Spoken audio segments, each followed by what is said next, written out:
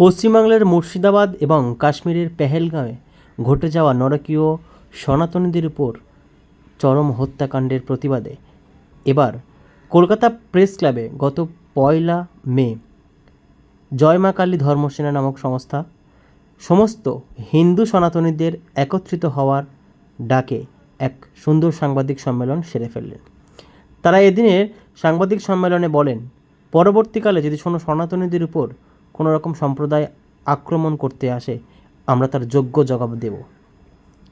তারা এটাও বলেন, সমস্ত সনাতনী হিন্দুদের একত্রিত হতে হবে, ঘরে ঘরে শস্ত্র পুজো করতে হবে নিজেদের রক্ষার্থে। বর্তমান পরিস্থিতি দেখেই এই ধর্মসেনার সংগঠন আমরা করেছি। কেন, যদি ওয়াকফ বিল নিয়ে যদি ওরা রাস্তায় নামতে পারে, তাণ্ডব করতে পারে, তাহলে আমরা শান্তিপ্রিয় হিন্দু সনাতনী লোক নিচেকে বাঁচাবার জন্য কি রাস্তায় নামতে পারি না? এই জন্য আজকে আমরা এখানে দাঁড়িয়েছি। যেইভাবে ওরা জবাব চাইবে সেইভাবে আমরা জবাব দিব।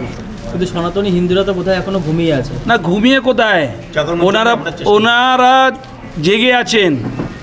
কিন্তু যেইভাবে আজকে আমরা এই সংগঠনটা তৈরি করেছি, আমাদের সঙ্গে অনেক তাড়াতাড়ি যুক্ত হবেন, আমাদের সঙ্গে কাঁধ মিলিয়ে কাঁধ উনি চলবেন, আর যা দরকার থাকলে ওনাদের আমাদের সঙ্গে দাঁড়াবেন, আমরা ওনাদের সঙ্গে দাঁড়াবো। কি কি অ্যাক্টিভিটি থাকবে?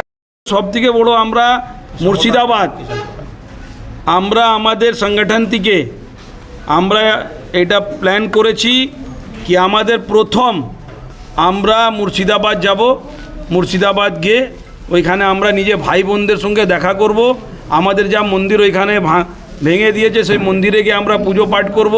আমরা ওইখানে যাব, আমাদের প্রথম ওইখানে কার্যকলাপ আমাদের আরম্ভ হবে। এরপরে আমাদের এই ধর্মসেনাটা, জয় মা কালী ধর্মসেনা, আপনারা দেখবেন কি কীভাবে কাজ করে আর কীভাবে এখানে দাঁড়ায়, তখন আপনারা বুঝতে পারবেন কিভাবে আমরা এখানে নেমেছি। এই জন্যে কাটাকাটি করার জন্য বলছি না। আপনারাও জানেন হিন্দু সনাতনীরা পুরো দেশে শস্ত্র পূজা করতে পারে, নিজে বাড়িতে রাখতে পারে। এটা ল বলে আপনি লতেও যাবেন। তাহলে আমি দুর্গা পুজো করি নিউ মার্কেটে, সবথেকে বড় দুর্গা পুজো আমার পুজোতে, ওইখানে শস্ত্র পুজো হয়। রামনবমীতে আমার শস্ত্র পুজো হয়। আমরা যখন বলি দিই, আমাদের তো বাড়িতে আছে বলি দেওয়ার অজার তো আছে আমার কাছে, কি আমাকে পুলিশ পারমিশন নিতে হবে? পুলিশ দিবে তখন আমি রাখবো।